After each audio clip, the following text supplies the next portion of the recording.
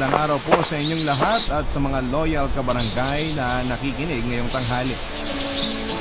Itago niyo na lamang po ako sa pangalang Randy. 31 years old at may-ari ng isang maliit na computer cafe sa aming lugar sa Pampanga. Papadudot, lahat daw po ng tao ay deserve ng second chance. Kung sakali man na nagkamali tayo, pero sa palagay ko po ay hindi ko deserve yun. Dahil napakalaki ng kasalanan ko sa taong walang ibang ginawa kundi ang ibigay ang lahat ng pangangailangan ko at siguraduhin magiging maganda ang buhay ko. Masasabi ko nga na napakaswerte ko dahil hindi ko nararanasan noon ang maghirap at lahat ng bagay na gustuhin ko ay nakukuha ko. Hindi naman po kami mayaman pero sagana ako sa lahat ng bagay na hinihingi ng bawat tao na magkaroon sila.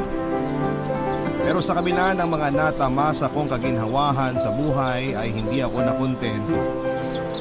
Naging makasarili ako at nagrebelde dahil lang may isang bagay akong hindi nakuha. Marami akong nagawang kasalanan at maling desisyon sa buhay, ngunit sa tulong po ng mga taong nagmamahal sa akin ay nakamit ko ang second chance na inaasam ko. Papadudod, sumulat po ako sa inyo para ibahagi ang kwento ng aking buhay na kahit puno ng pagsisisi ay natagpuan ko naman ang pag-asa dahil sa kabila ng aking pagkakalugmok ay mas pinili kong bumangon at ayusin ang aking buhay. Hindi lang para sa aking sarili kundi para na rin sa mga taong nagpapahalaga at nagmamahal sa akin. Higit sa lahat ay para sa aking ama na kung nasaan man ngayon ay hinihiling ko na kahit papaano ay maging proud sa akin. Papadudot natin OFW po si Papa. At hindi po sa pagmamayabang pero hindi ko po naranasan ang maghirap dahil lahat ng pangangailangan ko ay naibibigay ni Papa. Sagana ako sa pagkain at mga material na bagay. Nakapag-aral ako sa isang exclusive school.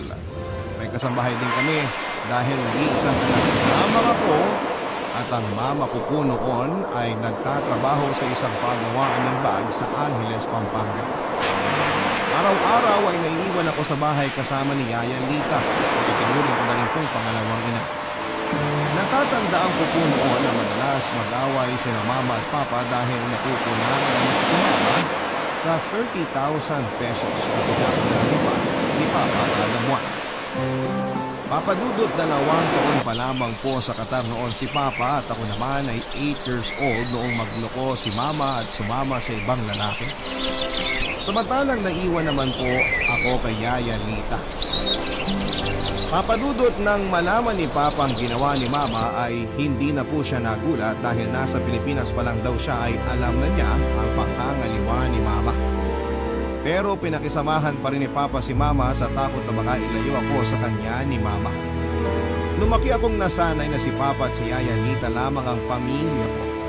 Pero hindi ko naramdaman na may kulang sa akin dahil busog ako sa pagmamahal at alaga nila. Pero dahil lumaki nga ako na hindi kasama si Papa ay nasanay ako na sa tuwing malungkot ako ay pinapadalhan niya ako ng mga material na bagay na talaga namang gustong gusto ko. Laruan man yan o mga damit. Dumating na nga sa puntong naging materialistic na ako, Papadudot. Hanggang sa nagbinata ako ay dala ko na ang pag-uugali kong yon.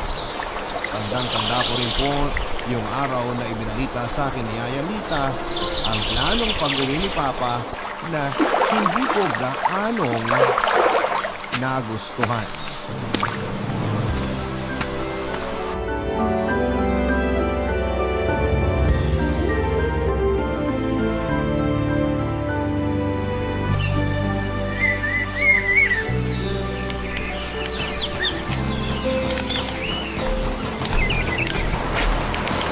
O Randy, tama na yan.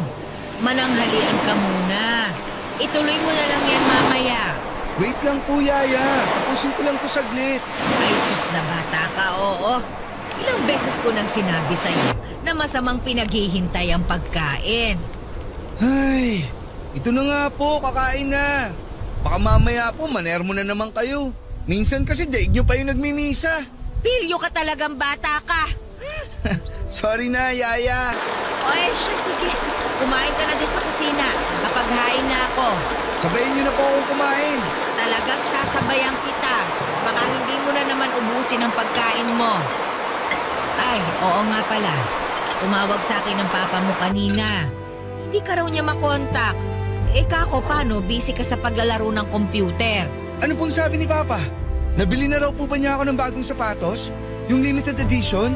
Sabi niya pa-advance birthday gift niya po sa akin yun eh. Ay, imbis na kung ano-anong material na bagay lang ang hinihingi mo sa papa mo, ba't hindi mo siya tawagan at kumustahin? Oo inyo naman, Yaya. Kausap ko lang naman siya nung isang araw ah. Okay naman daw siya. Ay, nako. Kinausap mo nga. Pero kinamusta mo ba? Anong bungad mo lagi sa tatay mo kapag tumatawag? Bili mo ko ng ganto, bili mo ko ng ganyan. Puro ganun lagi ang naririnig ko sa'yo. Hindi ko man lang narinig na kinumusta mo yung tatay mo eh. Ano nga po ba kasi yung sinabi sa inyo ni Papa? Kung makapagsalita naman po kayo, parang may malalang sakit si Papa eh. Paano kung meron nga? Sige, anong gagawin mo? Malakas pa sa kalabaw si Papa. Di naman po tatabla ng sakit yun. Ay, yan ang akala mo. Ang sabi sa akin ng tatay mo, uuwi na siya sa December. Kasi may nararamdaman na raw siya sa katawan niya. Ano naman daw yung nararamdaman niya? Baka rayuma lang po yun. Di ba po kapag tumatanda ganon?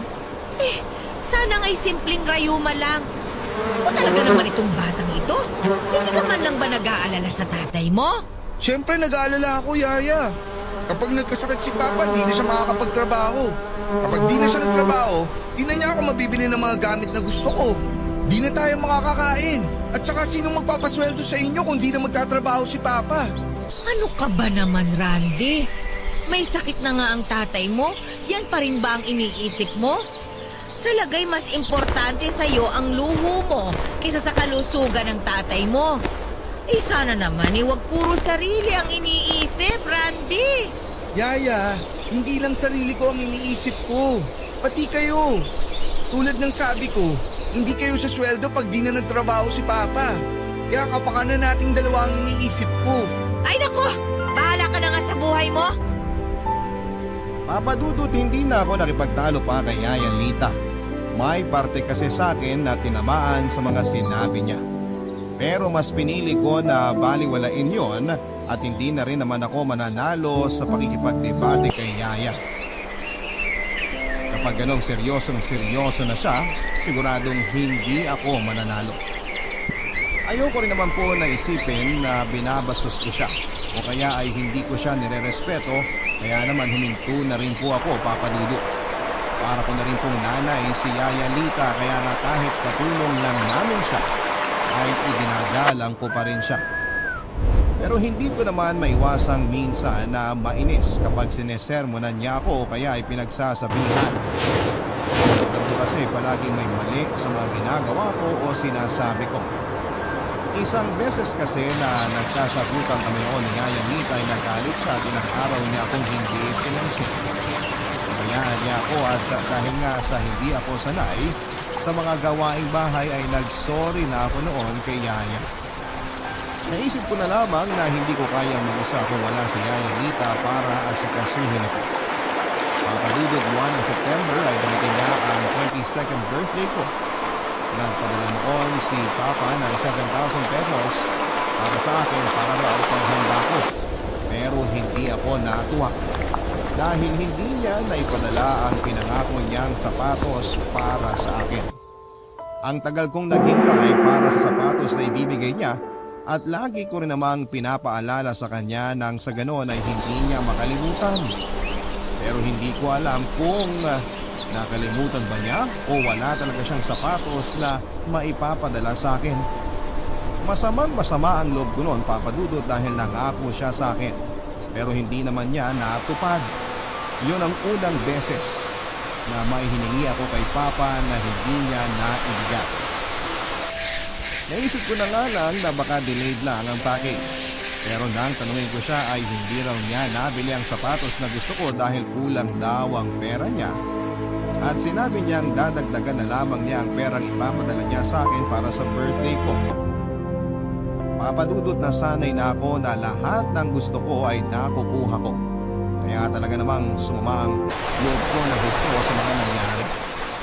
Imbis na magpaluto ako ng pagkain para may maipamigay ako sa mga kapitbahay namin, inilustay ko na lamang sa alak ang halos 3,000 pesos sa pera na pinadala sa akin ni Papa. At kulang-kulang 1,000 naman para sa mga pulutan. Wala naman sigurong problema kay Yaya kung papaano ko yung gagastusin dahil pera ko naman yun. Halos puro barkada ko lang din naman ang in-invite ko sa bahay, pero may iba naman sa mga kapitbahay namin na kahit na hindi ko ka-close ay nakisali na rin sa inuman. Hindi naman kasi mawawala yon tuwing may okasyon. Nang mapansin ko na paubos na ang alak na iniinom namin ay nagpa siya akong bumili pa ulit. Pero sabi ng isa sa mga barkada ko na si Marlon ay itaya ko na lang daw ang natitira kong pera sa online sabong na nauuso dati noong meron. Para na rin daw makalimutan kong pansamantala ang matinding sama ng loob kay Papa. Hindi ako marunong magsabong, Papa Dudu, pero nakinig ako sa sulsol ng barkada ko. Tinuruan nila ako kung paano tumaya, pumili at kumilatis ng manok. Una ay maliit lamang ang taya ko. Pero habang tumatagal ay palaki na ng palaki ang pagtaya ko.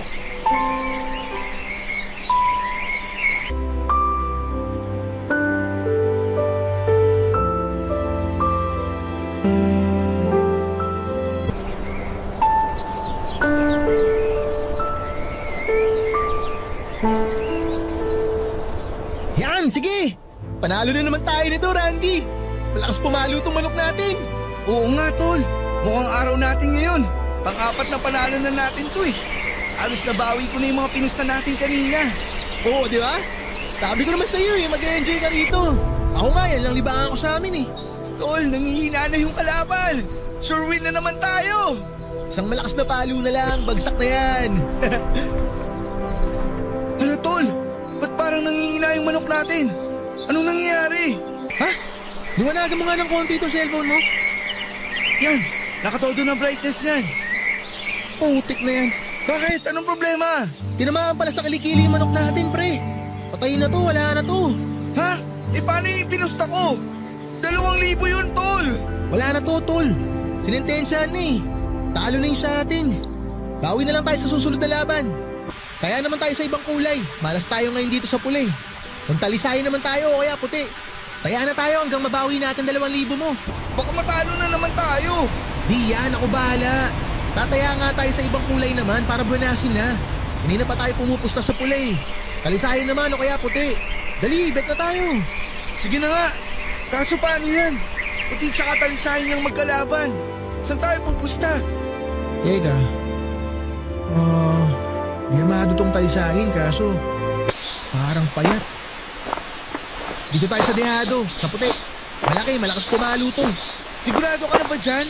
Oo men, chill ka lang kasi. Masyado kang kabado eh. Sige, magkano ba ipupusta natin? Teka, tinanong ko. May 1.5 ka pang balanse dito. Todo na natin o ititira mo pa yung 500? Ikaw ba? Todo na ba natin? Kung ako, totodo ko na to. Sigurado naman akong panalo na ulit to eh. Bawi itong 1.5 mo. O sige na nga, bet mo na yan. Okay. Oh, sandali ah. Ano yan? Nakataya na tayo. Watch and learn bro. Panalo to. Siguraduhin mo lang, tol. Huling pera ko na yan. Pag natalo pa tayo rito, wala na akong pantaya. Huwag kang mag-alala. Goods to. O yan, nagsimula na. Yun o, lupit pumalo. Nakita mo yun, tol? Nakita mo? Grabe, solid din. Oo, tol. Kitang-kita ko. O, di ba? Sabi ko naman sa'yo, panalo to eh. Grabe, isang palo lang bagsak agad yung talisayin. Oo nga, ang galing. Ano ba naman yan, Randy? Anong oras na ang iingay nyo pa? Tsaka ano ito? Akin na nga yan? La, Yaya, akin na yung cellphone ko. Abay, linti kang bata ka. Kailan ka pa natutong magsabong, ha? Yaya, katuwaan lang naman to. Birthday ko ngayon, oh. Wala naman sigurong masama kung sumubok ako ng ibang bagay. Walang masama. Ang tatay mo nagpapakahirap magtrabaho sa abroad. Tapos ikaw wala kang pakundangan kung magwaldas ng pera? Ano bang akala mo? Pinupulot lang ng tatay mo sa tabi-tabi ang perang pinapadala niya sa'yo? Ano ka ba naman, anak? Abay, maawa ka naman sa tatay mo. Ano ba yan? Ang KJ nyo naman manang lita eh. Kaya nga nag-abroad si Tito Larry para maibigay niya lahat ng gusto ni Randy. Tapos ngayon pagbabawalan niyo siya, nagastusin yung perang pinadadala sa kanya ng papa niya. Huwag ganun manang lita, malabo yun. Hoy Marlon! Hindi ka ang kausap ko ha? Umuwi ka na nga! Kahit kailan talaga, hindi ka magandang impluensya sa alaga ko. At ikaw naman, Randy, umakit ka na sa kwarto mo. Matulog ka na. Bukas ko na ibibigay itong cellphone mo.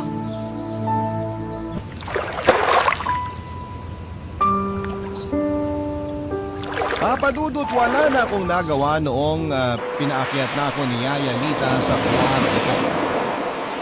Katulong lang naman namin siya pero pamilya na ang turing ko sa kanya at isa pa, siya ang matanda. Kaya naman, sunod ko na lamang siya at ayaw ko na rin namang makipagtalo dahil aabutin lamang kami ng 1 oras sa pagdidimahati. Pinahali pa naman ni Yaya na hindi siya nagpapatalo, papadudot. Lalo na kung sa tingin niya ay tama siya. Marami-rami na rin akong naiinom at ramdam kong umiikot na rin ang paningin ko kaya naman gusto ko nang magpahinga. Umuwi na rin naman si Marlon kaya wala nang sense na magstay pa ako sa sala. Suray-suray akong umakyat noon sa hagdanan papunta sa kwarto ko habang si Yaya Lita naman ay naiwan sa ibaba para magligpit ng mga kalat namin. Una ko rin ay pinauwi na ni Yaya ang ibang mga bisitang naiwan para mag-inom dahil tahimik na ang bahay. Hindi ko na naririnig ang maingay nilang pagkukwentuhan. Kinabukasan nga papadudot ay ibinalik ni Yaya Lita sa akin ang cellphone ko at naisipan kong pumasyal na naman kina Marlon. Baka kasi masermonan na naman ako ni Yaya Lita kapag nagpunta na naman ang mga barkada ko sa bahay. Papadudot ni Yaya na naman ako noon ni Marlon na mag-online sabong kami at ako naman ay nagpadala na naman sa sulsur niya. Nang magpadala ulit ng pera sa akin si Papa ay ilang araw ko ring naging routine ang pagsasabong kasama si Marlon. Halos marami pa nga ang oras na nasa kanila ako kesa sa sarili kong pamamahay. May time na lagi kaming panalo at may time naman na laging talo. Dumating na nga sa punto na naubos ko na ang mga perang na ipadadala ni Papa. Kaya naman isang beses ay nagsuggest si Marlon na pwede ako magsanla ng kahit na ano sa mga gamit ko para may pantaya muli kaming dalawa. Barangay Love Stories. Barangay Love Stories. Papadudot na isanla ko sa halagang 5,000 pesos ang gaming set ko at nang malaman yun ni Yaya Lita ay nagalit siya ng gusto sa akin. Sinabi pa sa akin ni Yaya Lita na hindi lang niya ako maisumbong kay Papa dahil nag-worry siya na baka mapaano ito sa kata. Hindi ko maintindihan noon kung bakit gano'n na lamang siyang mag-alala para kay Papa. Kapag nakakausap ko naman si Papa sa telepono ay lagi niyang sinasabing ayos lang daw siya. Kaya para sa akin ay sobrang exaggerated lamang ang kwento ni Yaya Lita kaya wala akong pinapaniwalaan sa mga sinasabi niya. Marahil din ay sinasabi lamang niya ang mga yon dahil wala na siyang maisip na paraan para lamang matigil na ako sa kalokohan ko. Papadudot lumipas ang halos 4 na buwan. Sobra akong na-addict sa pagtaya sa online sabong na dumating na sa puntong hindi ko na maawat ang sarili ko sa pagtaya. Hindi na rin sumasapat sa akin ang mga pinapadalang pera ni Papa dahil nauubos ko ang lahat ng yon. Kaya naman nangungutang na ako sa mga kakilala kong online sabongero. May ibang ayaw akong pautangin dahil hindi pa nila ako kilala. At baka takbuhan ko lang daw sila. Pero may iilang sabongero naman na kahit hindi ako kilala ay agad akong pinautang dahil alam nilang nasa abroad ang Papa ko. Nung una ay nakautang ako ng 5,000 hanggang sa nagsunod-sunod na ang paglaki ng mga nauutang kong pera. Kapag hindi naman ako pinalad na makautang ng pera ay magsasanla ako ng kahit na ano sa mga gamit ko o gamit sa bahay na pwedeng maisanla. Appliances, gadgets, kung ano-ano pa. At hindi ko namamalaya na unti-unti ay nauubusan na pala kami ng gamit sa bahay. Sarado na rin ang tenga ko para makinig kay Yaya Lita sa tuwing pinapagalitan o pinagsasabihan niya ako. Ako na ang nag-alaga sa'yo simula nang iwan ka ng nanay mo. Itinuring na kita parang tunay na anak. Tapos, ganyan lang ang sasabihin mo sa akin? Eh ang kulit nyo kasi! Tutubusin ko nga yung mga gamit kapag nagpadala na ng pera si Papa. Eh kaso napupurnada kasi isang buwan na siyang di nagpapadala. Gumawa ka ng problema tapos ano? Nangutang ka ng pera at nagsanla ng mga gamit. Tapos ngayon, ang mga pinaghirapan ng papa mo, ang gagawin mong pambayad? Kung may sarili ka lang trabaho, hindi kita pakikialaman. Pera mo yun eh. Hindi ko na problema kung saan mo gustong ubusin ang pera mo. Pero ang ibang sugal mo, ang perang pinapadala sa'yo ng papa mo at isanla ang lahat ng gamit na pinaghirapan niyang ipuntar, abay, yan ang hindi ko pwedeng baliwalain na lang. Ba't ba ako magtatrabaho?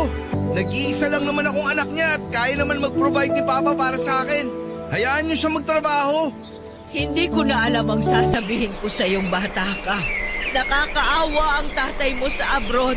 Pero ikaw, wala kang ginawa kundi magsabong. Puro sariling kaligayahan mo lang ang iniisip mo. Kawawa lang ang tatay mo sa'yo. Di ko siya pinilit mag-abroad. Siya ang may gusto nun. Kaya panindigan niya yun. Wala nang saysay na makipag-usap pa ako sa'yo. Paulit-ulit lang tayo, pero hindi ka pa rin natututo. Tandaan mo ito, Randy. Nasa huli ang pagsisisi. Papadudot taong 2020, buwan ng Disyembre ay umuwi nga si Papa. Kasagsagan din noon ng COVID-19 outbreak pero pinayagan pa rin siyang makauwi matapos ang halos 2 linggo na quarantine niya sa may airport. Nabigla na lamang ako sa pagdating ni Papa dahil hindi siya nagsasabi na tapos na ang quarantine period niya. Hindi ko alam noon, papadudot kung nananagya ba ang tadhana. Dahil para akong binuhusan ng malamig na tubig nang makita ko si Papa na nakatayo sa may pintuan ng bahay namin. Nalamig ang bukong katawan at pinagpapawisan ng matindi at nadatnan pa niya ang mga barangay tanod sa harap ng bahay namin at ang taong pinagsanlaan ko ng titulo ng bahay at lupa namin sa halagang 50,000 pesos. Huling pag-asa ko na lamang ang titulo na yon dahil wala na akong maisasanlapang gamit para makataya sa online sabong. Papadudot, nagwawala noon ang lalaki na pagsanlaan ko ng titulo at pilit na kinukuha ang original copy nito. Napagkasunduan kasi namin na kapag hindi ako nakapagbayad sa kanya sa loob ng 2 buwan ay kukunin niya ang original copy ng titulo. Pero dala pala ni Papa ang mga original na dokumento ng bahay at lupa namin kaya wala akong maibigay na kopya sa kanya. Nakisabat na nga si Papa sa gulong nangyayari. Tinanong niya mga tanod kung bakit nandun sila at ikinuwento nga nila kay Papa kung ano ang pakay nila sa akin. Kapadudot kita ko kung paanong nag-iba ang itsura ni Papa mula sa pagiging mahinahon ay napalitan niyo ng matinding galit. Sobrang galit ay sinugod ako ni Papa at sinuntok. Pakiramdam ko rin ay nagising ang diwa ko sa suntok na yon. Wala sa hinagap ko na magagawa yun ni Papa sa akin dahil alam ko kung gaano niya ako kamahal. Napag-uusapan naman ni Papa ang mga tanod at ang napagsanlaang ng titulo na sa ibang araw na sila mag-usap at pumayag naman ang mga ito. Tinuloy ni Papa ang galit niya sa akin noong makapasok na kami sa loob ng bahay.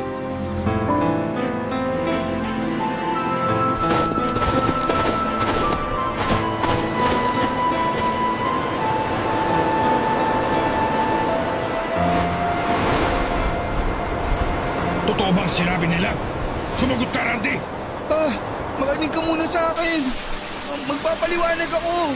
Oo o hindi lang isasagot mo! Totoo ba? Ay, Larry! Ay, nandito ka na pala. Maupo ka muna at huminahon ka. Pag-usapan niyo ng mahinahon niya ni Randy. Makakasama sa'yo magalit ng gusto. Kaya, kalmahin mo yung sarili mo. Ano ko kakalma kung ganito ang abutan ko? Kaya sumagot ka, Randy! Tinatanong kita! Totoo ba sinanla mo titulo ng bayad mo pa natin? Larry, huminahon ka muna. Mamaya na kayo mag-usap. Huwag ka muna makialam dito, Lita. Kinakausap ko tong anak kong walang hiya. Pero makakasama sa'yo ang magalit ng gusto. Makiusap naman, Larry. Mamaya nyo na pag-usapan yan. Magpahinga ka na muna. Alam ko na pagod ka rin sa biyahe. Sinabi ko huwag ka muna makialam dito. Ano? Magtatakpan mo na naman ba ang anak ko? Matagal mo na bang alam ang tungkol dito? Oo. Pero hindi ko na sinabi sa'yo dahil nga alam kong nag-aalala kasi ako sa'yo eh. Kung sakaling nalaman mo kagad, baka kung mapano ka naman habang nasa Qatar ka. Hindi ko gustong pagtakpan ang ginawa ng anak mo. Pero kapakanan mo lang ang iniisip ko. Hindi, Rita. Ang tagal niyo ako pinagbukang tanga. Halos magkanda ko ba ako sa pagtatrabaho sa Qatar dahil gusto ko maibigay lahat ng pangangailangan ng anak ko. Pero nilulustay niya lang pala lahat ang pinagpaguran ko sa mga walang kakwenta-kwentang bagay.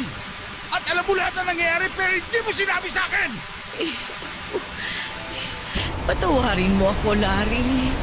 Ayoko lang naman na may mangyaring masama sa'yo habang malayo ka sa amin eh.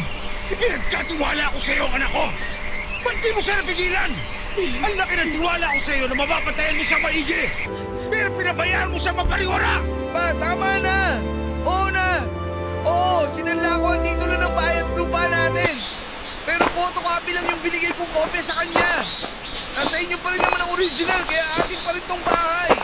Hindi nyo kailangan magalit kay Yaya. Dahil ako ang mapilit at di ako nakinig sa kanya. Walang hiya ka? Nangangatwiran ka pa? Alam mo bang, dugot pawis ang ibinuhunan ko para sa bahay na to? Tapos, Larry! Pa! Larry! Larry, ano ba nangyayari sa'yo? Larry! Tulungan ninyo kami! Ano nangyayari kay Papa? Tulungan ninyo kami! Randy! Tumawag ka ng tutulong sa atin! Maghanap ka ng sasakyan, dalian mo! Kailangan nating dalhin sa ospital ang papa mo! Yaya, may sakit ba si Papa? Larry! Larry! May sakit ba siya sa puso? Ano? Masaya ka na ba? Papa mo ang magiging kapalit ng lahat ng kalokohang pinaggagawa mo! Sinabihan na kita eh! Pero hindi ka nakinig! Yaya, di ko alam na may sakit si Papa. Di ko alam. Alam mo na may dinaramdam ang papa mo. Pero mas importante sa'yo ang sarili mo. Ang mga luho mo. Makasarili ka, Randy! Makasarili ka!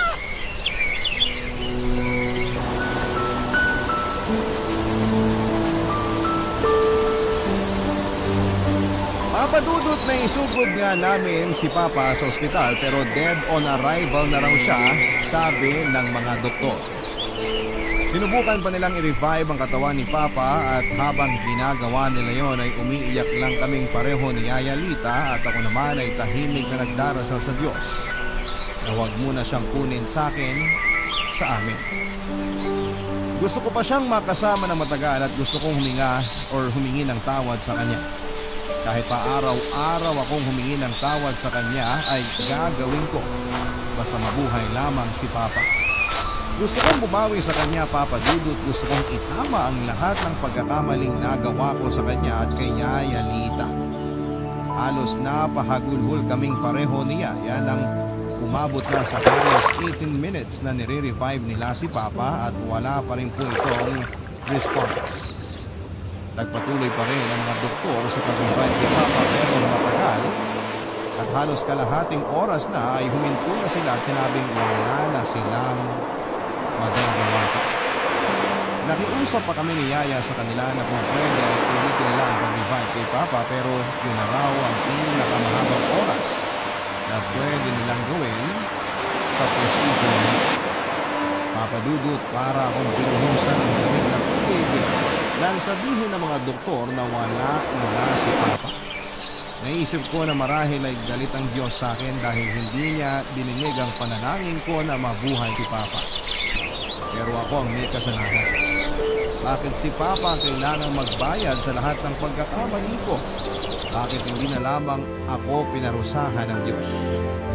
Halos magka-mental breakdown ako ng mga oras na yon, Papa Dudut, habang si Yaya naman ay parang mahihimatay na.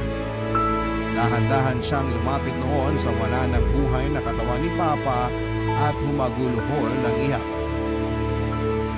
Napaluhod na lamang ako sa malamig na sahig ng emergency room at tulala lamang na nakatingin kay Yaya na mahigpit na nakayakap sa bangkay ni Papa. Napakabilis ng mga pangyayari, Papa Dudu. Nag-uusap pa lamang kami ni Papa habang galit na galit siya sa akin. Tapos bigla na lamang siyang inatake sa puso at isinugod sa ospital.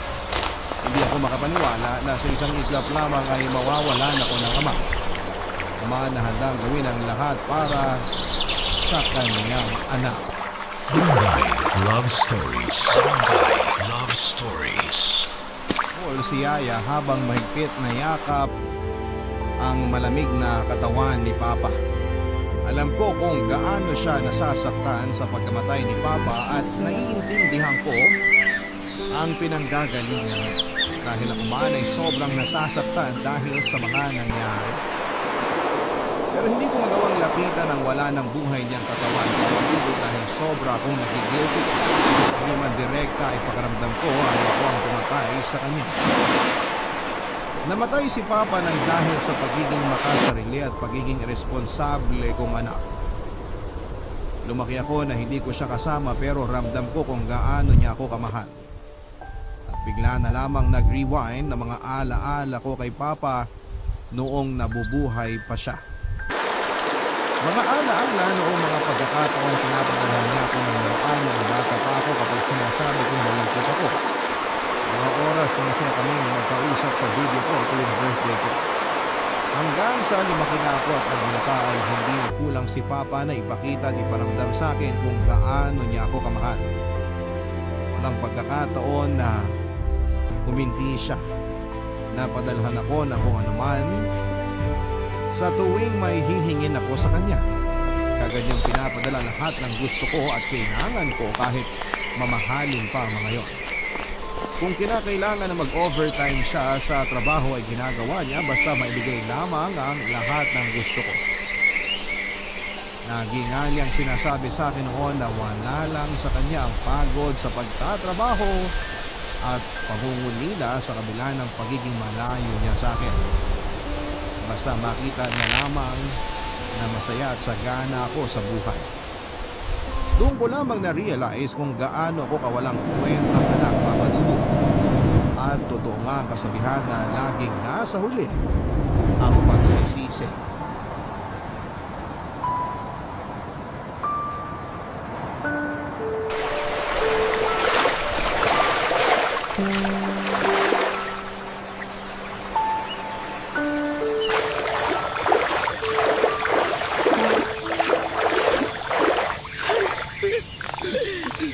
Nakita mo na ang ginawa mo.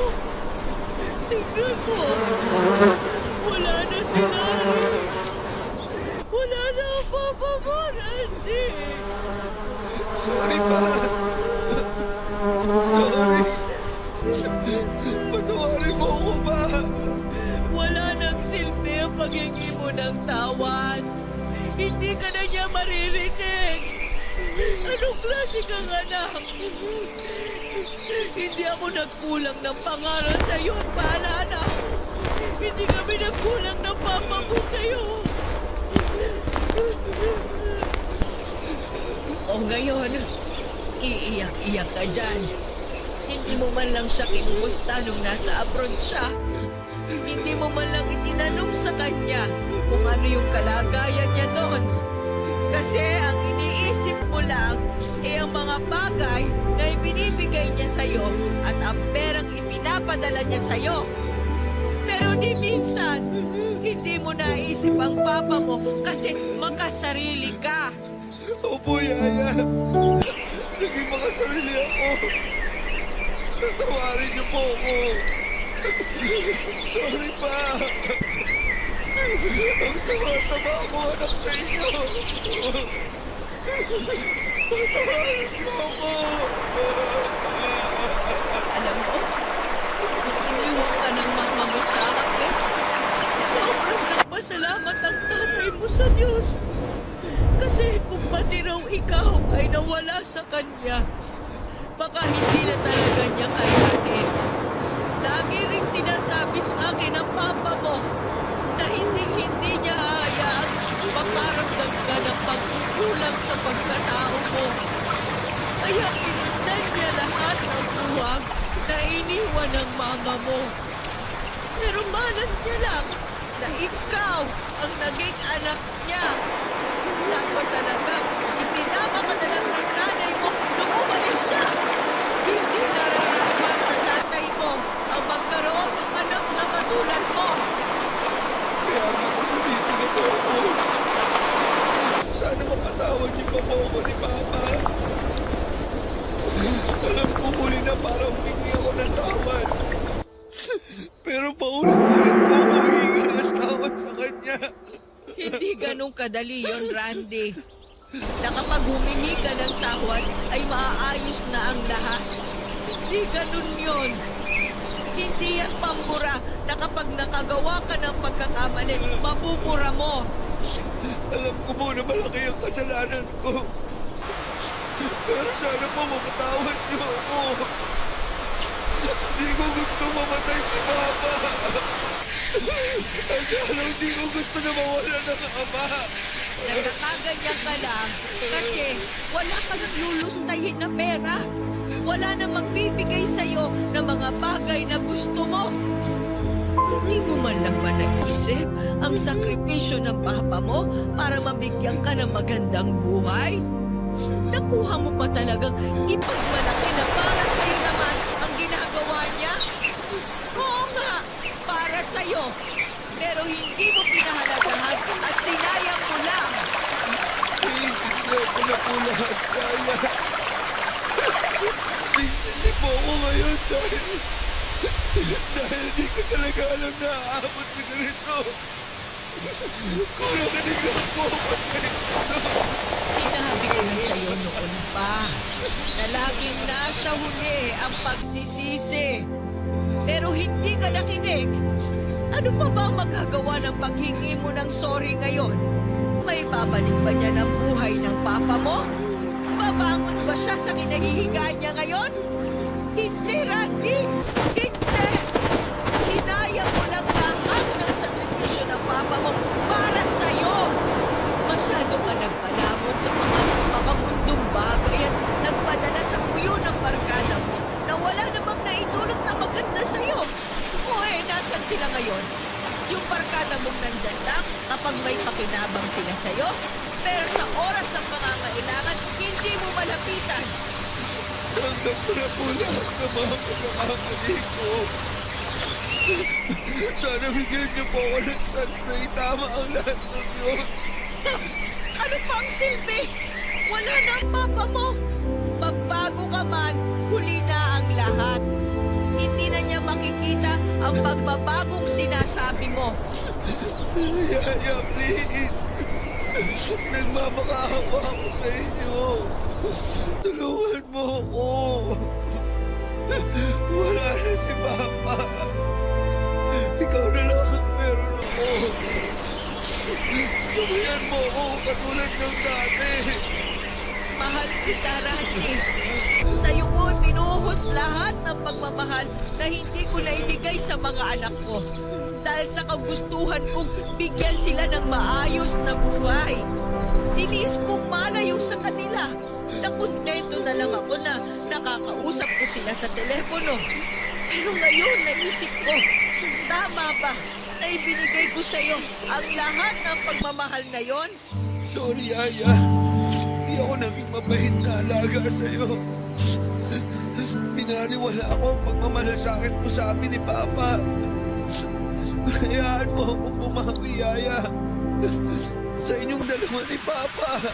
Wala na akong rason para manatili pang kasama mo. Patay na si Larry. Ulat sa Paul, siya ang amo ko. At ngayon, wala na siya. Tapos na rin ang trabaho ko. Yaya, please. Huwag mo akong iiwan. Wala na si Papa. Ano na mangyayari sa akin pag nawala rin kayo sa akin?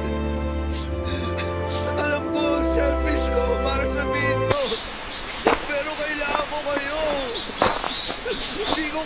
mag-isa, Yaya! Matanda ka na. Matuto kang tumayo sa sarili mong mga paa. Hindi habang buhay may aalalay sa'yo at gagawa ng mga bagay para sa'yo. Kung meron kang gusto, paghirapan mong kunin yon.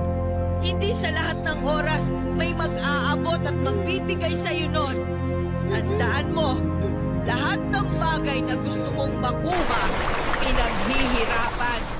Hindi yan kusang darating sa'yo at babagsak mula sa langit. Papa Dudut, doon ko lang naalala lahat ng mga pangaral ni Yaya sa akin, mga paalala na para sa kapakanan at ikakabuti ko na binaliwala ko lamang dahil masyado akong nakamukante at umasa kay Papa. Napakawalang kwenta kong anak at hindi ko man lang nasuklian ang lahat ng sakripisyo at pagmamahal niya para sa akin. Papa Dudut, 3 araw din pong naiburol si Papa bago siya tuluyang nailibing. Tapos ang libing niya ay nagmukmuk lamang ako sa bahay at nawala na ako ng gana sa lahat ng bagay. Hindi ko magawang kumain o uminom man lang ng tubig. Madalas lang din po akong nakatulala sa kawalan. Kaya naman ay inaalala ang mga araw na lagi akong tinatanong ni Papa kung ano ang gusto ko. Mga araw na lagi niya rin sinasabi na mahal niya ako, na gagawin niya ang lahat para sa akin. Pero sa ngayon, Papa Dudut, ay hindi ko na maririnig ang boses ni Papa habang sinasabi ang mga katagang yun. Isang bagay na lamang ang gusto ko at yon ay ang bumalik siya. Pero alam kong napaka-imposible nang mangyari. Sinabi ko sa sarili ko na hindi na ako hihingi ng kahit na ano basta bumalik lamang siya. Pero sa huli, na-realize ko na wala na talaga siya at hindi na maibabalik pa. Kung sana ay nakinig lamang ako kay Yaya Lita, hindi sana kami umabot ng ganito. Kung sana ay nakontento lamang ako sa kung ano ang kayang ibigay ni Papa, hindi sana nangyari ito. Kasalanan ko ang lahat, Papa Dudut. Ako ang dahilan kung bakit namatay si Papa at walang ibang dapat na sisihin kundi ako. Mga ilang buwan din akong wala sa sarili at parang mababaliw na dahil paulit-ulit kong naaalala ang huling alaala kay Papa bago siya namatay. Pero laking pasalamat ko na hindi ako iniwan ni Yaya Lita at nanatili siya sa tabi ko sa kabila ng nagawa at nasabi ko sa kanya noon, Papa Dudut.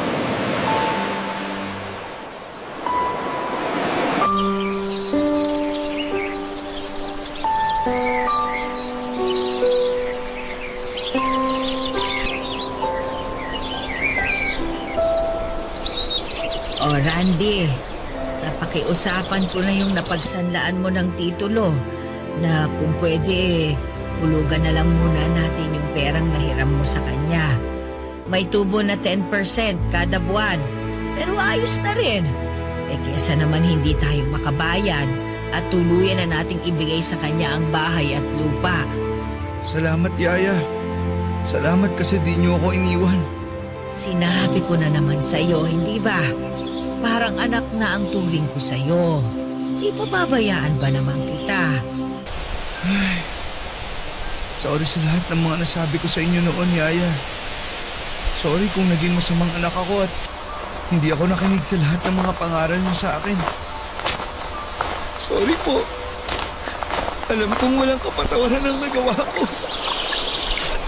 Sorry. Hindi, anak. Napatawad na kita. At alam kong napatawad ka na rin ng papa mo. Kasi alam ko na hindi kanya matitiis. Alam ko kung gaano kanya kamahal. Saksi ako simula nung bata ka pa lang. Mahal na mahal ka ng papa mo. Wala siyang ibang ginusto kung hindi ang mabigyan ka ng magandang buhay na hindi niya naranasan noon. Pero anak, ano man ang naging kasalanan mo, ano man ang nangyari, tapos na yun. Lahat ng yun ay parte na lang ng nakaraan na dapat mong gawing aral para hindi na maulit pa yung mga pagkakamaling nagawa mo. Opo, naiintindihan ko po. Pero di ko pa rin po maiwasan na mag-guilty. Dahil alam ko po na ako ang punot dulo nito. Hindi sana ako na-addict sa online sabong. Buhay pa sana si Papa hanggang ngayon. Siguro, masaya sana kami nagpapanding para sulitin ang mga panahon na magkasama kami. At para na rin po na ng matagal na panahon magkalayo kami. Anak, nagkasala ka man, ang importante ay nagsisi ka na at hindi mo na uulitin pa ang mga pagkakamali mo. Magsilbing aral sana ito sa'yo dahil balang araw ay magkakaroon ka rin ng sarili mong pamilya at mararanasan mo kung paano maging isang ama. Natatakot akong bumuo ng pamilya, Yaya. Paano kung di ko magampanan ang obligasyon ko sa kanila? Paano kung mangyari din sa mga magiging anak ko ang nangyari sa akin? Kaya nga dapat, ituruan mo silang maging mabuting anak. Gawin mo ang lahat ng makakaya mo para hindi mangyari sa kanila ang mga dinanas mo.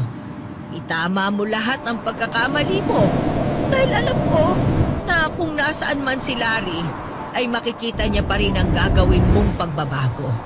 Ito na lang ang tanging magagawa mo para makabawi sa kanya kahit pa wala na siya. Opo, Yaya. Ayusin ko po ang buhay ko para sa oras na magkaroon na ako ng sarili kong pamilya. Handa na ako. Gagawin ko ang lahat para sa kanila. Kagahin na kung paano ginawa ni Papa ang lahat para sa akin. Tama. Ang nakaraan mo ang magsisilbi mong inspirasyon para baguhin ang sarili mo. Siguro naman hindi mo nagugustuhin bumalik sa ganong klaseng buhay, ano? Pero may isa pa akong paalala sa'yo. Ano po yun? Hindi lang material na bagay ang batayan para maipakita mo ang pagmamahal mo sa iyong pamilya o sa ibang tao. Mas mainam pa rin na ipakita at iparamdam mo yun sa gawa. Dahil ang mga bagay na kaya mong ibigay sa kanila, wala pa ring halaga kung hindi mo naman maipaparamdam sa kanila ang pagmamahal mo.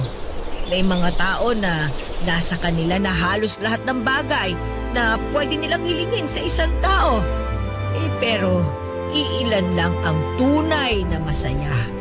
Alam mo ba kung bakit? Bakit po? Dahil kulang sila sa pagmamahal. Tandaan mo, ang pagmamahal, anumang uri yan, ay hinding-hindi matutumbasan ng kahit anong material na bagay o ng napakaraming pera. Opo, tatandaan ko po yan. Saka, matanda na rin ako. Sana naman, bago man lang ako mamatay, maging maayos na ang buhay mo at maabutan ko pa sana ang mga magiging apo ko. Di pa kayo matanda, Yaya. Aalagaan niyo pa po ang mga magiging anak ko. Ay, nako. Wag lang sana silang maging pasaway para humaba pa ang buhay ko. Yun lang. Hindi ko po maipapangako na di sila magiging pasaway. Anak ko po yun Papadudot kung wala siguro si Yaya ay hindi ko alam kung saan na ako pupulutin. Laking pasasalamat ko na sa kabila ng lahat ng mga nangyari ay dinamayan niya ako at hindi iniwanan. Sa payo at tulong ni Yaya ay naghanap ako ng trabaho, natanggap ako bilang isang call center agent sa isang Bicol company na napag-applyan ko. Tumatanggap kasi sila kahit na high school graduate lang.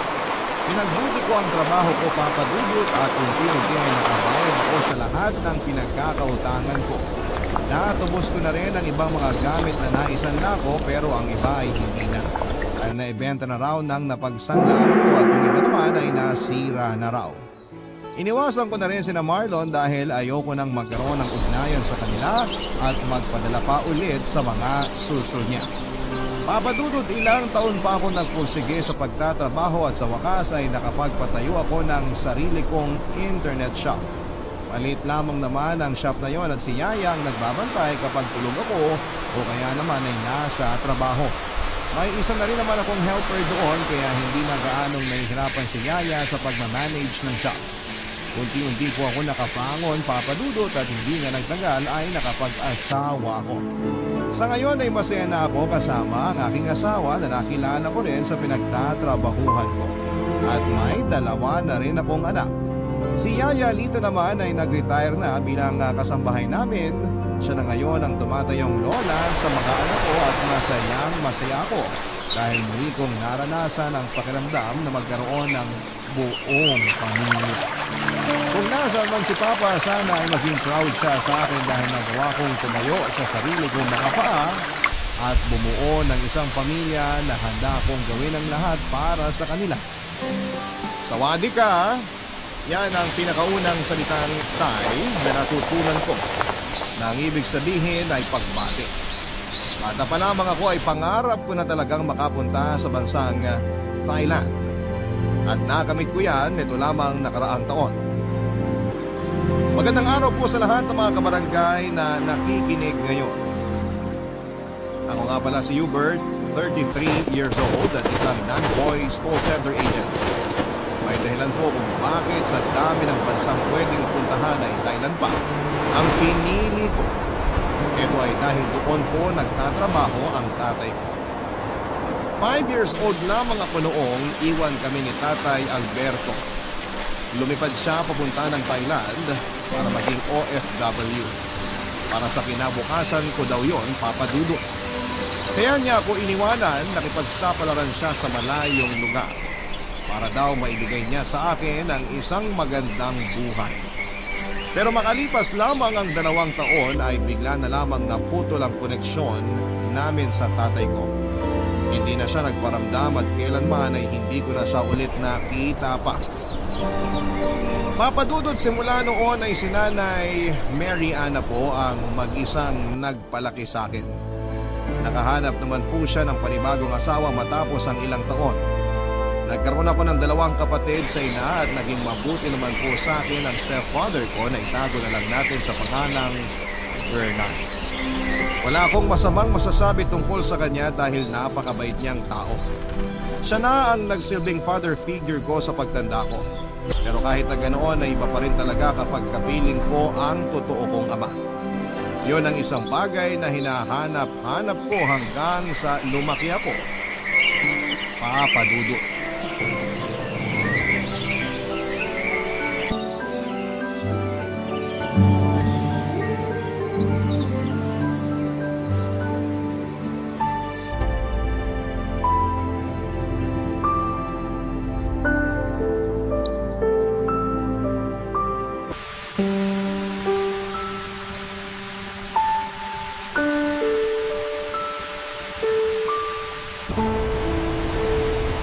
Nay, may tanong po ako.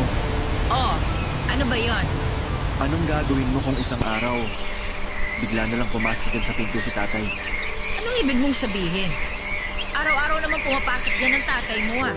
Hindi po si Tatay Bernard ang tinutukoy ko, kundi si Tatay Alberto. Hubert, hanggang ngayon ba naman? Umaasa ka pa rin sa pagbabalik ng tatay mong yon? Opo, wala naman pong masama dun, di ba? Tsaka isa pa, tatay ko yun. Alam nga naman kalimutan ko na lang siya basta. Hindi na siyang tatay mo ngayon. Si Bernard na ang tatay mo. Siyang nagpalaki sa'yo. Siyang nag-alaga sa'yo. Siya ang pumalit sa pwesto na iniwan ng tatay mo simula nung hindi na siya nagparamdam. Alam ko naman po yun, pero syempre, iba pa rin naman kapag... Wala nang pero-pero. Kalimutan mo na yung lalaking yon.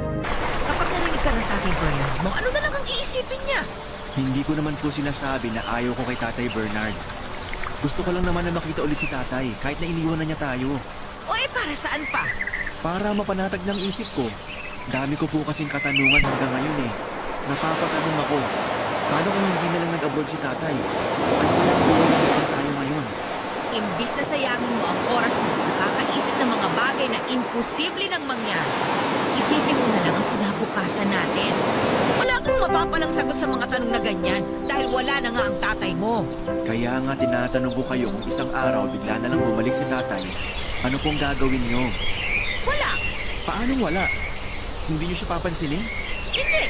O para saan pa ba? Iniwan niya tayo kaya wala na siyang karapatang bumalik pa sa buhay natin. Pero paano nga Hindi kung... ko na nga siya tatanggapin. Hindi na siyang mahal ko.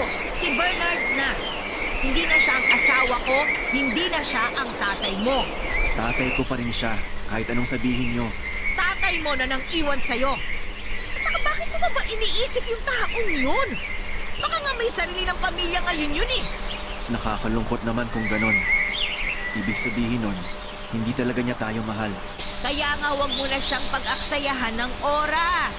Hindi niyo po kasi magets yung punto ko bilang anak eh. Gusto ko lang naman makita ulit yung totoong tatay ko. Hindi mo rin magets yung punto ko bilang magulang. Kami ni Bernard ang nagpalaki at nag-alaga sa'yo. Tapos sasabihin mo sa akin na gusto mo makita yung Alberto na yon? Hindi pa ba naman sapat anak yung mga ginawa namin para sa'yo? At kailangan mo pang hanapin yung totoong tatay mo? Hindi naman po sa ganon. Malaki po ang pasasalamat ko sa inyong dalawa ni Tatay Bernard. Pero Hindi ka na naman pala eh. Magpasalamat ka na lang. Huwag ka nang gumawa pa ng gulo. Tahimik na nga ang buhay natin, guguluhin mo pa. nagtatanong lang naman po ako sa mga posibleng mangyari sa hinaharap. Sinagot ko na yung tanong mo. Kaya pwede ba? Tigilan na natin itong usapan na ito. Oo na. Mag-aral ka. Maghanap ka ng trabaho. Yun ang atupagin mo. Hindi yung hinahanap mo pa yung taong wala namang kwenta. Isang katanungan lang naman ang gusto kong masagot. Kaya kung gustong makitang muli ang tatay ko, bakit hindi na niya kami binalikan pa? Simula noong hindi na siya nagparamdam, ayun na po ang katanungang bumabagabag sa isipan ko. Nangako siya sa akin noon at hanggang ngayon ay nakaukit pa rin sa alaala ko ang mga pangakong yon. Kaya naman labis ang tampo ko sa tatay ko dahil pinabayaan niya kaming mag-ina. Hinayaan niya akong lumaki na iba ang ama. Hindi niya tinupad ang mga pangako niya sa akin na mabigyan ng maayos na kinabukasan. Simula noon, Papa Dudut, ay pinangako ko sa sarili ko na mag-iipon ako ng pera para makapunta sa Thailand para hanapin ang tatay ko. Sinikap ko mag-aral para makapagtapos at makahanap ng maayos na trabaho. Nang mapasok ako sa BPO industry ay sinimulan ko na ang paghahanap sa tatay ko, Papa Dudut. Ang problema ay wala akong kakilala ni isang kamag-anak mula sa father's side ko. Ayaw din namang magkwento ni nanay tungkol sa buhay ni tatay, kaya wala talaga akong alam sa kanya maliban na lamang sa mga nakita ng ala-ala ko sa tatay Alberto ko. Habang nag-iipon ng pera ay unti akong nagkaroon ng interes sa Thailand. Ang kultura nila, pananalita at maging ang mga palabas. At kung ano pa ay inaral ko, Papa Dudut. Nagkaroon din po ako ng ilang kaibigan mula sa bansang iyon sa pamamagitan ng social media. Isa na rito si Vivian, na noong nakilala ko ay OFW siya sa Thailand. Papa Dudut.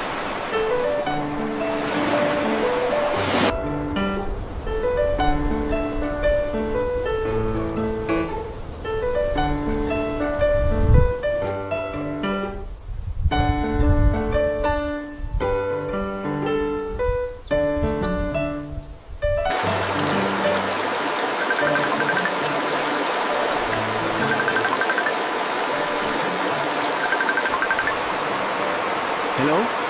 Hello? Busy ka ba? Hindi naman, nagpapahinga lang. Katatapos ko lang kumain. Sana all nakakain na.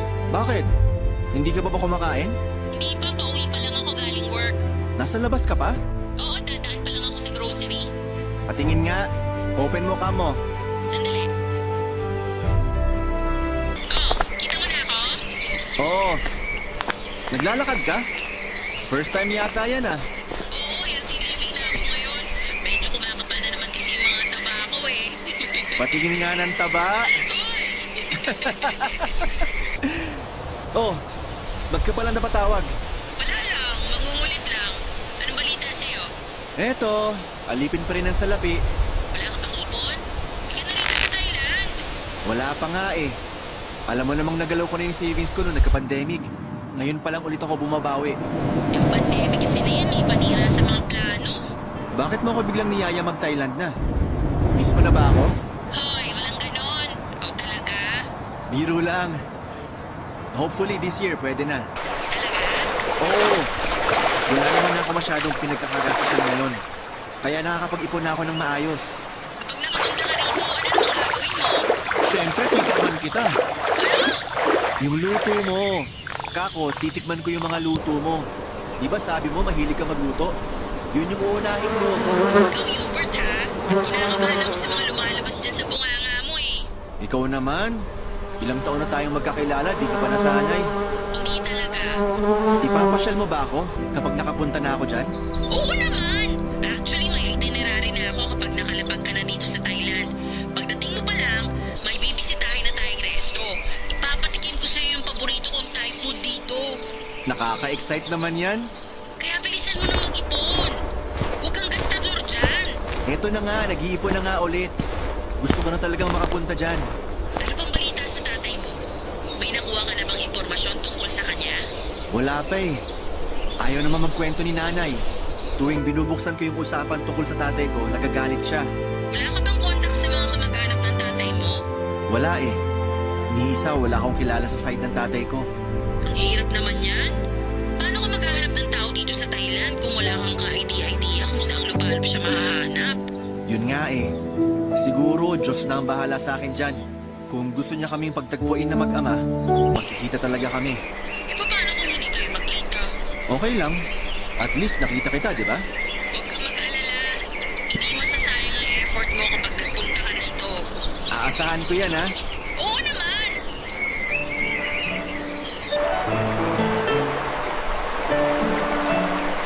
Pandemic noong una kong nakilala si Vivian Papadudut. Inad lamang niya ako noon sa Facebook at doon na po nagsimula ang pagkakaibigan namin. Dahil naka-work from home at hindi rin makalabas ng bahay ay binigyan ko ng oras si Vivian. 5 years na siya noong nagtatrabaho sa Thailand bilang performer. Dati siyang miyembro ng isang dance group na sinubukang hanapin ng swerte sa ibang bansa katulad ng ginawa ng tatay ko. Si Vivian ang kumawi ng boring na buhay ko noong pandemic, Papadudut. Mabilis kaming naging close kahit na online lamang kami nagkakausap. Minsan sa isa't isa kami naglalabas ng mga problema namin sa buhay. Minsan ko na rin na-open sa kanyang tungkol sa tatay ko at sa kagustuhan kong makapunta ng Thailand para hanapin siya. Noong lumuwag ang restriction sa bansa ay unti-unting bumalik ang dati sa lahat. Pero kahit ganoon ay nagpatuloy pa rin ang contact namin ni Vivian sa isa't isa.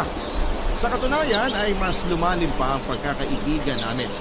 Sinubukan ko siyang ligawan noon pero binasted lamang niya ako dahil masyado raw siyang busy sa kanyang trabaho, Papadudut. Para magkaroon ng LDR relationship o ka-long distance. Ganun pa man ay mas lumakas ang hangaring kong makapunta sa bansang Thailand dahil 2 taon na ang gusto kong makita doon. Unang-una, syempre ang tatay ko. Pangalawa si Vivian na naging close ko na rin ng mga panahong yon, Papadudut. Excited na akong makita silang dalawa, Papadudut. Barangay Love Stories. Barangay Love Stories. Papadudot, sakto lang po ang monthly income ko sa trabaho ko para matustusan ang mga pangangailangan ng pamilya ko.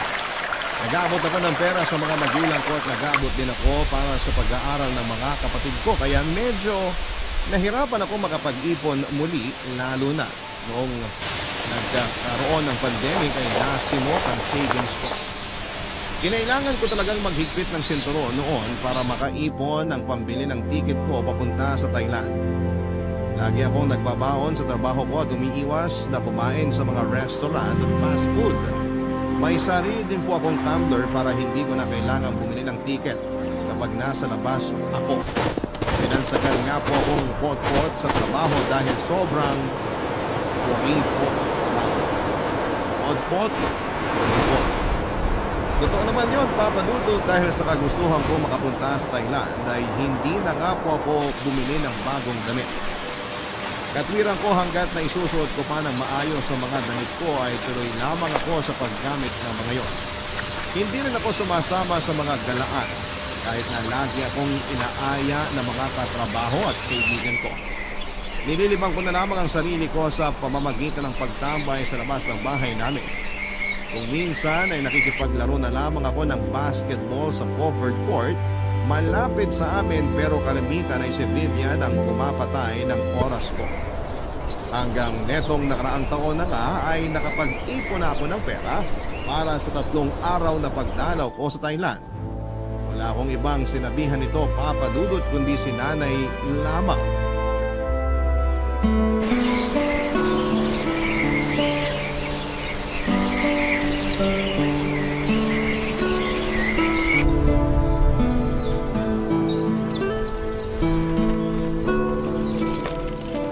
Nay, aalis na po ako. Oh, saan ka pupunta? Bakit may dala kang maleta? Di ba nabanggit ko na to sa inyo noon? Magbabakasyon po ako. Ah, ngayon na ba yun? Opo, nakabili na ako ng ticket. Mamaya na ang flight ko. Flight? Eh, teka, saan ka ba pupunta? Sa Thailand po.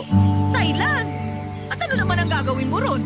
May bibisitahin akong kaibigan, si Vivian. Si Vivian ba talagang pakay mo doon o may iba pa? Bakit po? Sino pa bang pupuntahan ko doon? O sino pa ba? Pwedeng walang hiyamong ama. Sa tingin niyo nasa Thailand pa siya hanggang ngayon? Aba malay ko! Wala naman akong pakialam na sa taong yun. Yun naman pala eh. Bakit niyo pa tinatanong kung si tatay bang pakay ko sa Thailand kaya ako pupunta doon? Bawal ba magtanong? Gusto ko lang malaman kung nahanap mo na siya kaya mo biglang naisip na pumunta ng Thailand. Ka naman lilipad ng ibang bansa para lang sa babaeng nakilala mo sa Facebook eh. Huwag kayong mag-alala. Wala pa akong impormasyon tungkol kay tatay. Pero tama kayo. Isa siya sa mga rason kung bakit ako pupunta ngayon doon. Magbabakasakali ako na mahanap ko siya. Nagsasayang ka lang ng pera. Kung yung pinambili mo ng ticket pinambili mo na lang ng pagkain, edi sana nabusog pa tayo. Pera ko naman yung gagamitin ko eh. Kaya desisyon ko pa rin kung saan ko gagamitin yon. Anong gagawin mo kapag nahanap mo na yung taong yon? Tatanungin ko siya kung bakit niya tayo iniwan. Tatanungin ko siya kung kilala pa ba niya ako. Kung naaalala pa ba niya na may anak siya sa inyo. Tatanungin ko siya kung bakit niya tayo kinalimutan. Dami mong alam. Hindi ka na lang makontento sa kung anong meron ka ngayon. Huwag po kayo mag-alala. Kapag nagkita kami ni tatay, hindi ko naman siya pipiliting bumalik sa buhay natin. Abay, dapat lang. Masyado na makapal ang mukha niya kapag nagpakita pa siya sa atin. O maiba tayo. Itong Vivian na ba to talagang pupuntahan mo sa Thailand? Sino ba talaga yan? Girlfriend mo na ba yan? Hindi po. Kaibigan ko lang yon. Niligawan ko dati kaso ayaw naman sa akin. O tapos pupuntahan mo? Anak ka talaga sa tatay mo no? Pareho kayong tanga. Si nanay naman oh. Girlfriend lang ba ang pwedeng dayuhin? Kaibigan ko rin naman siya kahit pinastig niya ako. Tsaka matagal na namin pinaplano to. Ay, di bahala ka. Gawin mo kung anong gusto mo sa buhay mo. Buhay mo naman yan Sige po, mauna na po ako. Baka malate ako. Traffic pa naman. Saan ka ba sasakay niyan? Magta-taxi na lang ako. O siya, sige, mag-ingat ka. Ano pong gusto niyong pasalubong? Kahit ano, bahala ka na. Basta makabalik ka lang ng maayos. Ayos na sa akin yon. Sige po. Bibilhan ko kayo ng ref magnet. Bahala ka. Kahit natutol ay wala din naman pong nagawa si Nanay Mary Ann dahil nasa wastong gulang na ako nang mag-decide ako para sa sarili ko. Isa pa ay pera ko rin naman ang ginagamit ko para sa bakasyon na yon papunta ng Thailand. Pagdating sa airport ay sobra-sobra ang kaba ko dahil first time ko lamang lumabas ng Pilipinas. Kinakabahan ako noon na baka ma-offload ako sa immigration. Uso pa naman noon ang mga napapabalitang kababayan nating na-offload ng walang rason. Kaya naman bago pa magpunta sa airport ay nakahanda na talaga lahat ng documents ko, Papa Dudut. May hirapan na kasi akong makapag-ipon ulit kapag nasayang lang ang ticket ko para sa trip na yon. Mabuti na lamang at mabait ang immigration officer na natapat sa akin. Tapos na habang pinahaan at interview ay pinayagan din akong lumabas ng bansa. Sobrang excited ako noon dahil first time ko lamang sumakay ng eroplano. Masagit ang excitement ko dahil makikita ko na sa wakas ng personal si Vivian at magkakaroon na rin ako ng chance na hanapin ang tatay ko sa Thailand. Mabilis lang ang naging biyahe ko, Papa Dudut. Wala rin palang pinagkaiba ang Pilipinas sa Thailand dahil mababait din ang mga tao doon. Halos pareho lang din ang klima. Sa airport pa lang ay sinundo na ako ni Vivian at matapos ang mahigit 3 taon ay nagkita rin kami sa sa wakas ng personal.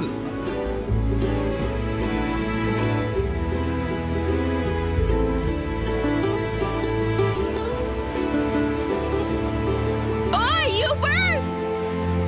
Vivian! Payakap ka! Sawadee krap! Welcome to Thailand! Totoo na ba to? Nasa Thailand na ako? Oo, totoo na to! Sa wakas, nakatapa ka na dito sa Land of Smiles. Walang iba kundi Thailand! Ay, di pa rin ako makapaniwala.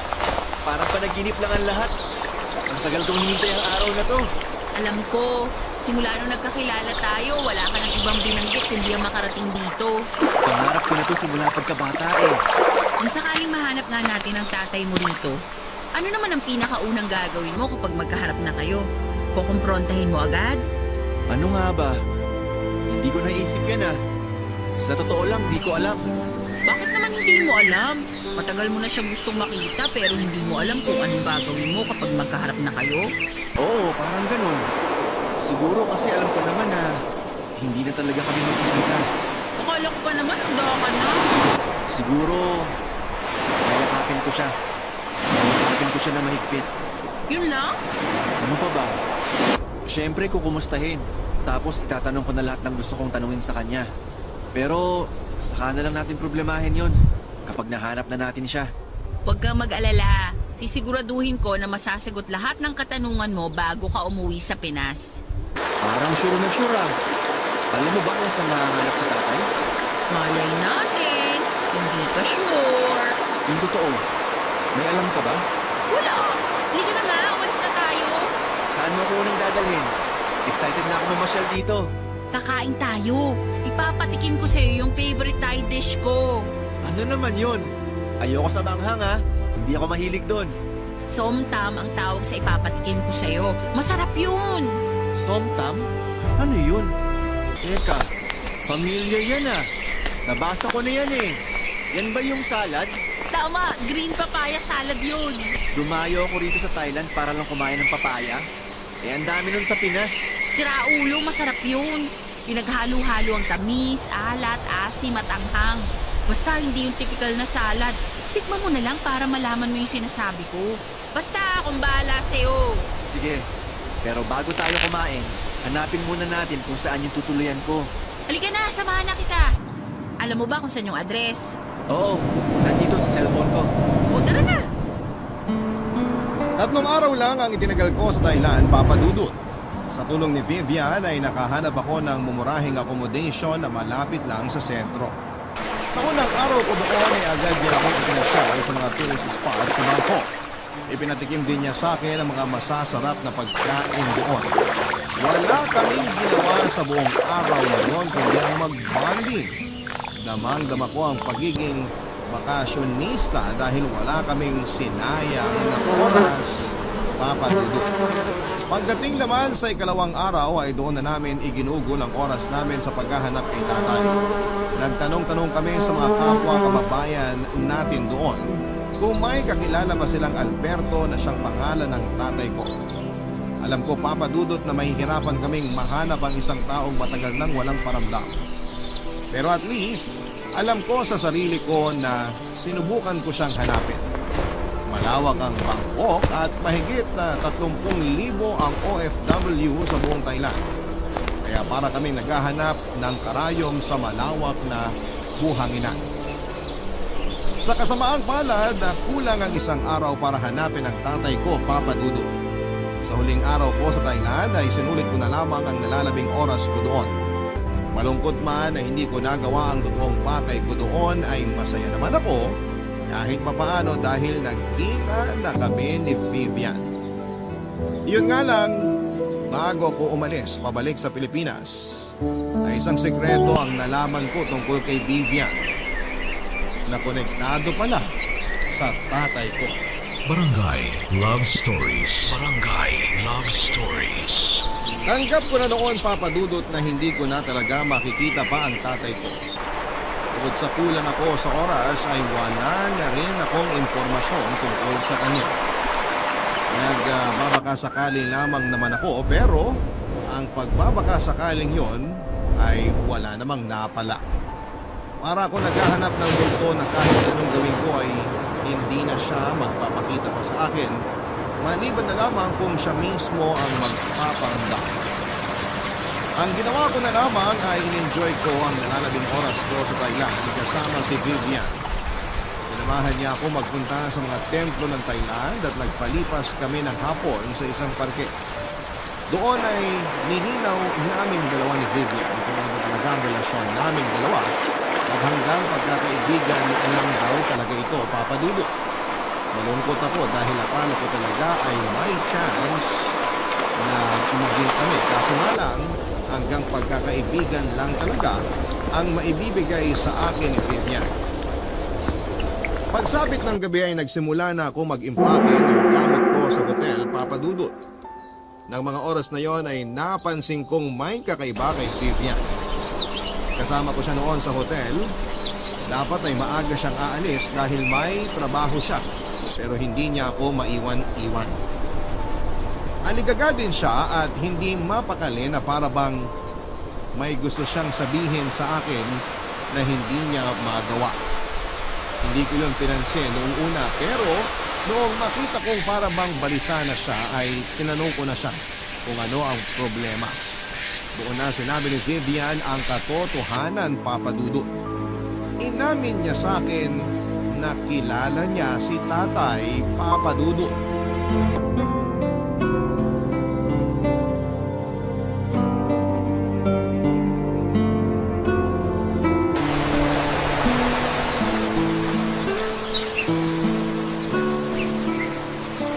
Hoy, okay ka lang ba?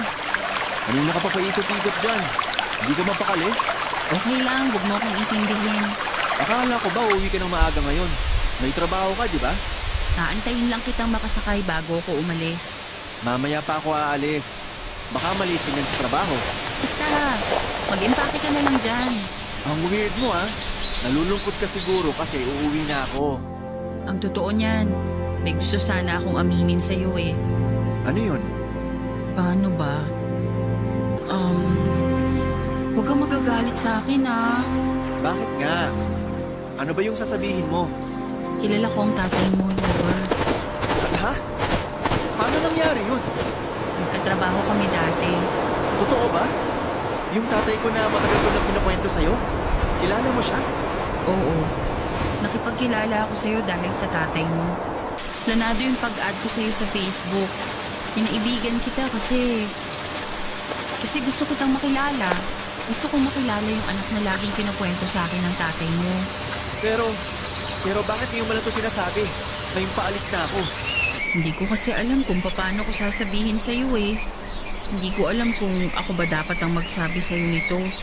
Pero ayokong umalis ka na walang napala rito sa Thailand kaya bago ka umuwi, gusto kong malaman mo ang totoo. So alam mo kung saan mahahanap ang tatay ko? Wala na siya rito sa Thailand. Eh nasaan siya? Nakauwi na ba siya ng Pinas? Bago ko sagutin yan, may ipapakita muna ako sa'yo. Ito yung last picture naming magkasama. Sandali. Hahanapin ko lang sa phone ko. Eto. Nagkaroon kami ng group picture bago mag-pandemic. Nasaan si tatay dyan? Siya yung nakapula. Nakapula? Eh, babae yung nakapula. Siya yan, Hubert. Pinalitan ni Alberto ang pangalan niya. Dumating yung araw. Lena na ang gusto niyang itawag namin sa kanya. Ano? Hindi kita maintindihan. Trans woman ang tatay mo. Yan ang dahilan kung bakit natakot siyang magpakilala sa'yo. Nahiya siyang malaman mo na ang tatay mo isa ng babae. Natakot siya na baka hindi mo siya matanggap. Paano? Teka sandali. Bakla ang tatay ko? Oo. Dito siya sa Thailand nag-transition. Yun ba ang dahilan kung bakit hindi na siya bumalik sa amin? Hindi. May iba pa siyang rason kung bakit hindi na siya umuwi sa Pinas. Eh ano? Hindi ko kasi alam kung dapat ko bang sabihin to eh. Sabihin mo na, Vivian. Nahuli ng may lalaki ang nanay niya. Nalaman niya na may iba siyang lalaki kaya naghiwalay silang dalawa. Inayawan ng nanay mo ang tatay mo, kaya hindi na siya bumalik pa. Sandali lang. Totoo ba itong mga sinasabi mo? Paano ko makakasiguro na hindi ka nagsisinungaling? Hindi ba sapat yung picture namin dalawa? Hindi mo ipinaalam sa akin na kilala mo pala si tatay. Tapos ngayon sasabihin mo ang mga bagay na to? Na bakla siya? Na nagloko si nanay kaya nawalan ako ng ama? Kung totoo nga mga sinasabi mo, nasaan na siya ngayon? Gusto ko na siya magpaliwanag ng lahat ng to, hindi ikaw. Wala na siya, Hubert. Patay na ang tatay mo. Ano? Ano nangyari yun? Paano siya namatay? Nagkasakit siya. Isa siya sa mga naging biktima ng COVID. Pero, hindi pwede to. Patay na ang tatay ko. I'm sorry kung ngayon ko lang nasabi ang lahat ng to sa'yo. Isa lang ang alam ko, Hubert. Mahal na mahal ka ng tatay mo.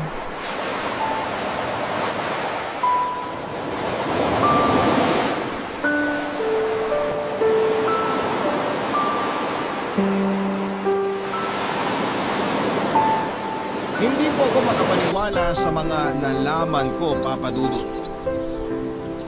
Nang gabing yon ay inilahad sa akin lahat ni Vivian ang tungkol sa mga nalalaman niya kay tatay. Hindi ako makapaniwala na planado pala ang lahat, pati na ang pakikipagkilala niya sa akin. Ang mga katanungang tumatakbo sa isipan ko simula pagkabata ay si Vivian mismo ang sumagot.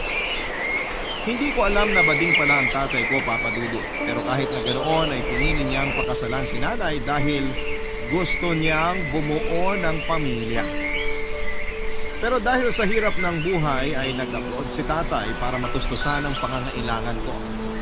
Iyon nga lang, noong nasa Thailand na si tatay ay nalaman niyang may ibang lalaki pala si nanay. Ito ay walang iba kundi ang tumatayo ko ngayong ama-amahan na si Tatay Bernard. Handa naman daw si tatay na patawarin si nanay kaso nga lang ay mas pinili ni nanay si Tatay Bernard. Matapos siyang iwan ni nanay sa Thailand na tinupad ni Tatay Alberto ang pangarap niyang maging tunay na babae. Doon ay nagpa-enhance siya ng katawan at nag-transition sa pagiging trans woman. Mula sa pangalang Alberto ay nakilala siya sa Elena at doon na niya nakilala si Vivian. Si tatay ang nagsilbi nilang koryo ng ilang taon. Sobrang sakit para sa akin, Papa Dudut, na malamang si nanay pala ang may kasalanan ng lahat. Buong pagkabata ko ay nanaig ang tampo ko kay tatay dahil hindi niya kami binalikan. Yun pala ay si nanay din lang pala ang may kagagawa ng lahat. Durog na durog ang puso ko noon habang pauwi ako. Lalo na noong mapagtanto kong kailanman ay hindi ko na masisilayan ang tatay ko. Noong makaharap ko na si nanay ay kinausap ko kagad siya tungkol sa mga katotohanang nalaman ko sa Thailand, Papa Dudu.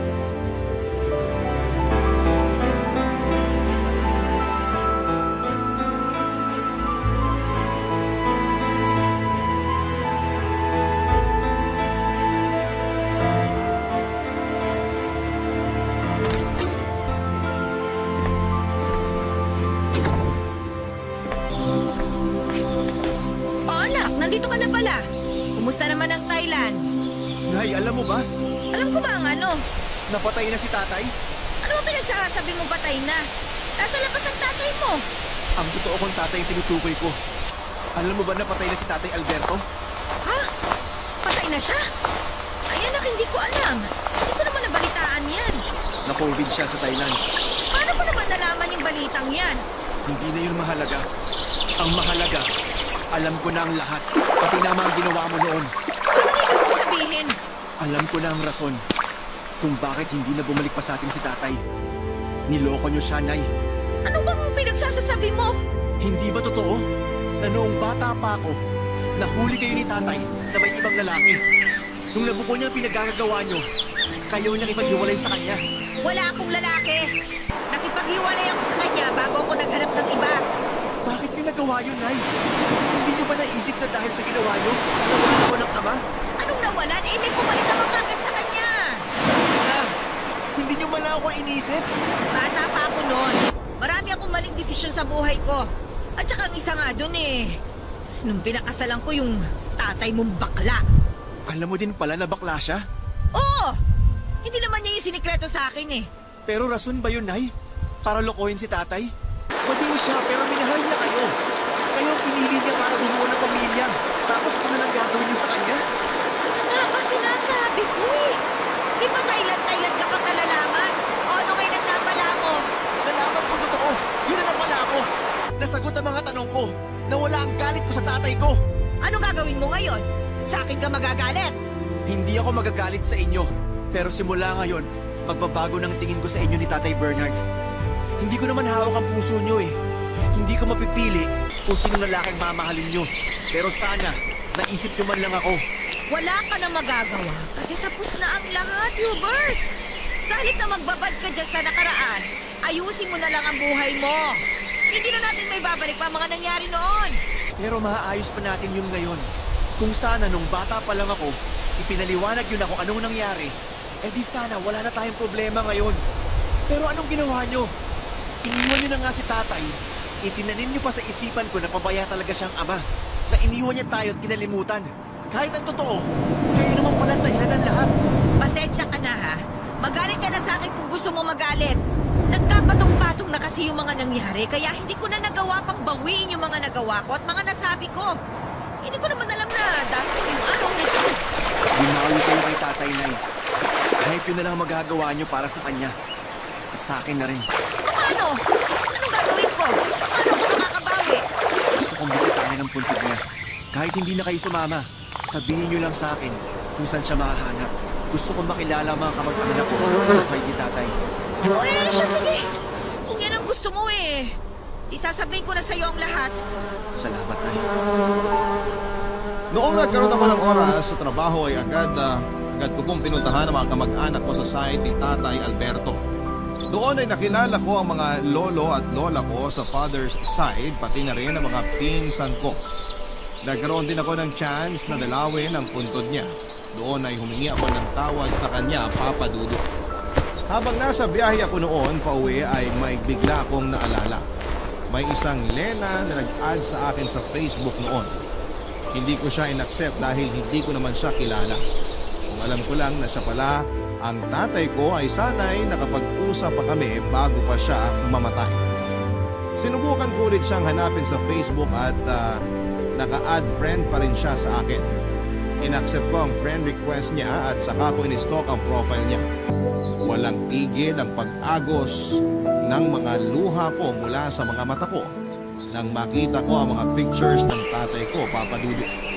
Nung i-check ko ang spam messages ko ay doon ko lang nabasa ang mga mensahe niya para sa akin. Matagal na pala siyang nagme-message sa akin pero dahil hindi kami friends ay sa spam nagpupunta ang mga messages niya. Hindi niya ako nakakaligtaang batiin sa Facebook, Papa Dudu. Sa loob ng ilang taon ay palagi niya akong binabate sa mga importanteng okasyon ng buhay ko. Lagi din siyang nangungumusta kahit na wala siyang natatanggap na reklamo. Bago siya mamatay, isang mahabang mensahe ang pinadala niya sa akin. Humingi siya ng tawad dahil iniwan niya ako. Nagsorry siya dahil hindi niya nagampanan ang tungkulin niya bilang isang ama at hindi niya nagawa ang mga pinangako niya sa akin noon. Sobrang iyak ko noon, Papa Dudu. Matagal kong hinanap ang tatay ko at nasa spam messages ko lang pala ang sagot sa mga katanungan ko. Sa ngayon ay nagpatuloy pa rin ang komunikasyon namin ni Vivian bilang magkaibigan. Kung may gusto akong malaman tungkol kay tatay ay kay Vivian ako nagtatanong. Kalaunan ay unti-unti ko rin namang napatawad si Nanay pati na rin ang tatay-tatayan ko. Wala na din naman pong saysay kahit na magtanim ako ng galit sa kanila dahil hindi na nito may babalik pa si tatay. Basta ang mahalaga ay alam ko na po ngayon ang katotohanan.